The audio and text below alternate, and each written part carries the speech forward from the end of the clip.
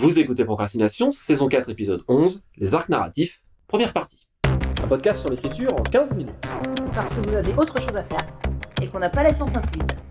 Avec les voix de Mélanie Fazi, Estelle Fay et Lionel Delous.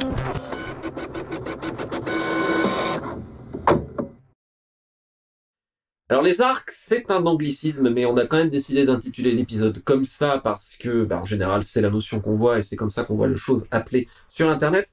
Mais peut-être il faudrait plutôt dire fil narratif que arc. Mais ça pourrait pas se discuter, on va en discuter de cette notion de progression, cette notion d'histoire unitaire avec peut-être des pluriels aux deux mots et comment elle se manipule, comment elle s'entremêle éventuellement et qu'est-ce que c'est exactement. Alors c'est quoi un arc narratif à la base ?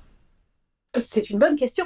En gros, vous me direz ce que vous en pensez, mais un arc narratif, grosso modo, c'est la progression d'une intrigue ou un personnage du début jusqu'à sa fin. Il peut y avoir plusieurs arcs narratifs par histoire, soit chaque arc narratif va correspondre grosso modo à l'évolution d'un personnage, ou alors à l'évolution de plusieurs intrigues entrecroisées. Là-dessus, un exemple très simple, c'est la plupart des séries télévisées modernes ont un grand arc narratif sur toute la saison, plus des petits arcs narratifs, en général un par épisode, plus des arcs narratifs aussi par personnage. Voilà.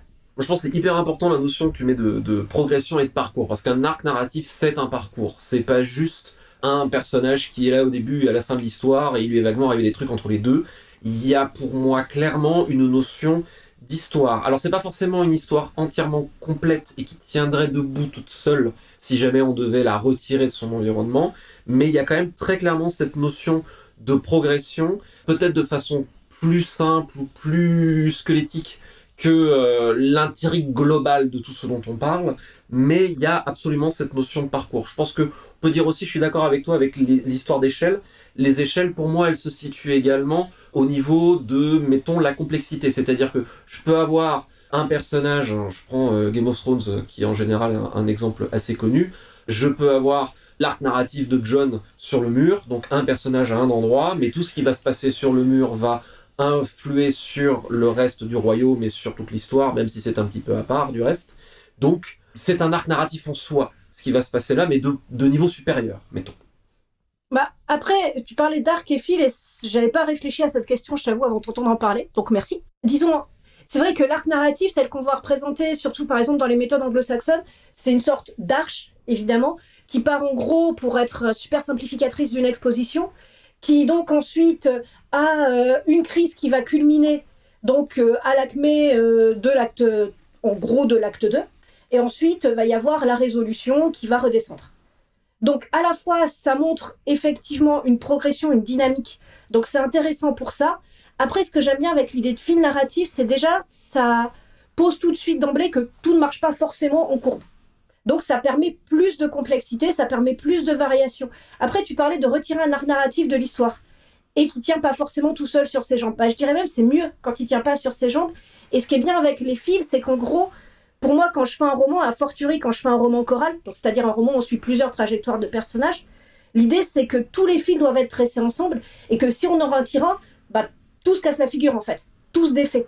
Parce que là, tout est vraiment interdépendant et c'est là que le roman va prendre vraiment sa force. Et c'est là que chaque arc narratif va avoir une pertinence. Alors c'est vrai que, en général, derrière la notion de fil ou d'arc narratif, il y a la notion de roman choral, c'est-à-dire plusieurs points de vue entremêlés dans une grande histoire. Encore une fois, l'exemple tarte à la crème connu en général mondialement de nos jours, c'est Game of Thrones, avec tous ces personnages qui vivent chacun leur truc, mais ça influe les autres, et puis ça forme cette grande fresque, cette grande tapisserie, avec tous ces fils entremêlés. Et note pour les bricoleurs parmi vous, c'est en général plus facile d'entremêler des fils que d'entremêler des arcs. Mais ça marche pour tout roman à plusieurs points de vue, mais aussi on pourrait à la rigueur dire que ça n'est pas qu'une notion, je pense que c'est important à dire, c'est pas une notion qui est réservée au roman choral ou même à la saga. Dans une nouvelle, à mon sens, il y a des arcs et des fils, et même si on n'a qu'un seul point de vue de personnage, les autres personnages qui vont interagir avec ce protagoniste principal dont on va avoir le point de vue, vont peut-être aussi avoir une progression, et c'est des choses auxquelles il faut prêter attention éventuellement. En même temps, j'ai l'impression que c'est moins... Parce qu'en fait, je me suis rendu compte en préparant l'épisode que je réfléchis très peu en termes d'arc narratif. Et me demandant pourquoi, je me suis rendu compte que je fais beaucoup plus de textes qui ont un arc narratif unique. Je me suis essayée plusieurs fois, notamment dans mon roman 3 pépins du fruit des morts, il y a 3 voix de narration. Mais sinon, j'entremêle assez peu. Et je pense que la nouvelle, même quand on va avoir différents points de vue, on reste dans quelque chose qui est quand même relativement concis. Et je pense que ça demande un travail de mise à plat moins important parce que, je dis toujours d'une nouvelle, on peut l'embrasser d'un seul regard. Alors que les romans, j'avais quand même dû mettre les intrigues à plat, ce qui n'arrive jamais sur une nouvelle. Je pense que c'est peut-être plus facile d'entremêler naturellement les arcs dans une nouvelle que dans un roman. Plus facile ou en tout cas plus immédiat.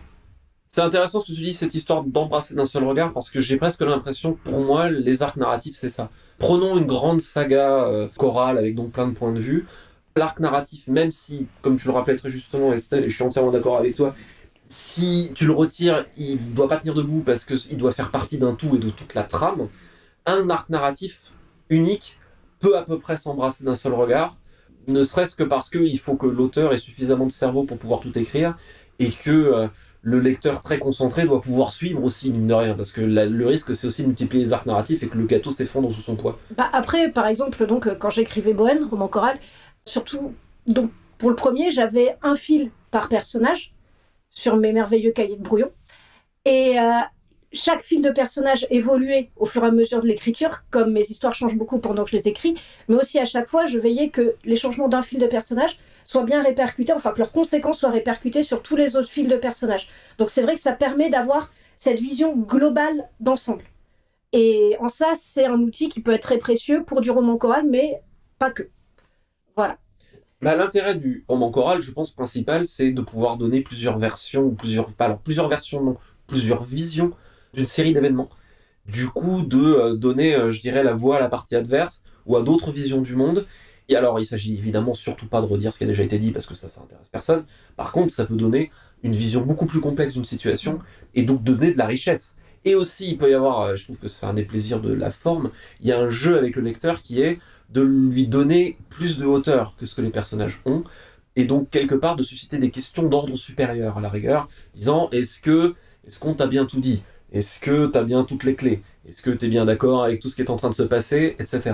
Alors, oui, évidemment, il y a le fait d'avoir un coup d'avance qui peut créer des jeux intéressants. Maintenant, je voudrais sortir un peu du roman choral, pas aller dans la nouvelle parce que je maîtrise 10 fois moins que Mélanie, donc là-dessus, voilà. Mais pour le coup aussi, penser par fil de personnage, même quand on a, par exemple, quand on suit un groupe de personnages, mais que chacun a son fil d'intrigue, ça permet par moment qu'il y ait un personnage qui prenne le devant, pour faire de l'afro-anglicisme, qui prenne le lead, et que ça soit tout à coup lui qui tire l'histoire dans une direction différente. Pour prendre des exemples peut-être un peu connus, en tout cas des vieux ici, pour moi un bon exemple c'est Buffy contre les vampires. Et c'est un des meilleurs exemples à ce niveau, oui. Et voilà, dans Game of Thrones il y a quand même, pour moi, 2 grands arcs de base qui ne concernent pas les personnages, c'est-à-dire qui va monter sur le trône de fer et qu'est-ce qu'on va faire de ces futurs marcheurs blancs, en gros pour résumer. Alors que Buffy, il y a un petit groupe de personnages, donc chacun a son histoire qui se développe, à la fois en relation avec les autres, mais aussi en allant dans sa propre direction. Et là-dessus, c'est l'histoire de Willow, donc dans l'une des dernières saisons, qui fait que ce personnage, qui au départ est un personnage secondaire, va finalement avoir un développement qui va faire que c'est elle qui va devenir l'histoire et l'enjeu principal. Saison 6. Voilà, et c'est très intéressant, ce fait que des personnages puissent finalement devenir le personnage central, voire le pivot de l'histoire, alors qu'ils ont commencé en personnage secondaire, qui est vraiment toutes ces interactions humaines.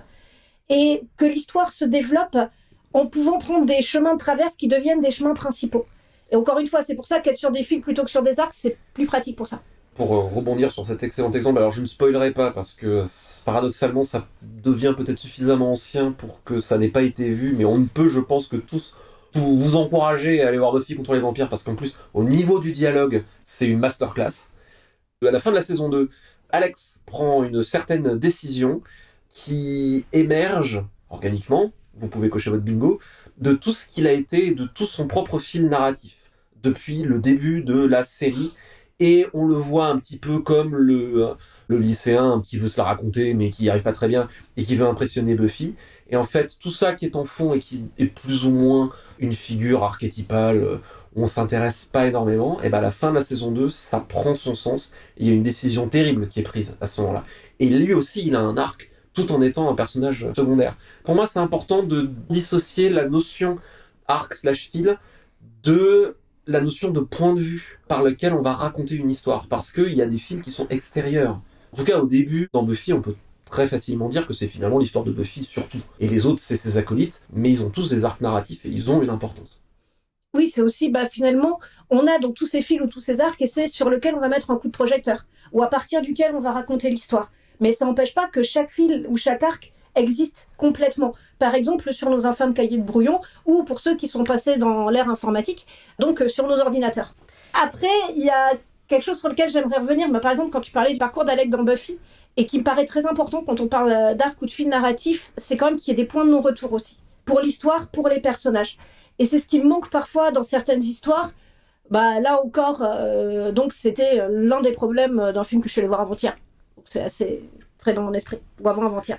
Enfin bref, c'est des moments où le personnage va prendre une décision, faire une action, qui est de toute manière où il n'y a plus de retour en arrière possible après. Ça va le changer fondamentalement. Il va en garder fondamentalement une marque. Même s'il essaye d'avoir un retour à la normale, même s'il essaye d'avoir un retour au statu quo, ça ne peut plus être possible. Et d'avoir ces points de non-retour vraiment qui existent dans nos structures, dans nos arcs narratifs, de bien les marquer et de voir qu'effectivement, oui, après ça, tout va être changé, les héros ne pourront plus être les mêmes. Ça me paraît vraiment important parce que sinon, toute histoire ressemble à un épisode des Simpsons où finalement on revient toujours à un statu quo. Et puis on a vu qu'au fil, de toute manière, du développement de la série, même les Simpsons, la ville bouge et finalement les choses bougent autour d'eux. À moins d'être vraiment dans une sitcom pure, de toute manière, les choses vont changer. Après, un exemple super bateau de point de non-retour manqué, c'est par exemple les gens qui blessent quelqu'un, que ce soit dans un film d'horreur ou dans un livre de fantasy. Donc voilà, la guerrière se fait trancher l'épaule et quand même elle arrive toujours à porter son épée à deux mains. C'est très bête, mais... Du chevalier noir de Sacré Graal. Voilà, mais ce que je veux dire, c'est ça. C'est mine de rien, quand vous avez un point de non-retour, quand vous avez quelque chose qui doit bouleverser votre histoire et la vie de vos personnages, après, elle peut plus être pareil, quoi. Donc assumez. C'est flippant, quelque part, dans l'écriture, parce qu'on se dit, est-ce que je viens pas de casser mon histoire? Mais en général, ça ouvre des opportunités, justement. Et c'est ça qui va donner de la force à vos histoires, parce que si c'est finalement un univers où rien n'a de conséquences, pourquoi vous voulez que le lecteur, il s'y accroche, quoi? Complètement. Et là, je renchéris Buffy saison 6. Magnifique exemple de point de non-retour où on les franchit tous allègrement. Et après cette saison-là, et la précédente, plus rien ne peut être pareil. Il s'est géré magistralement.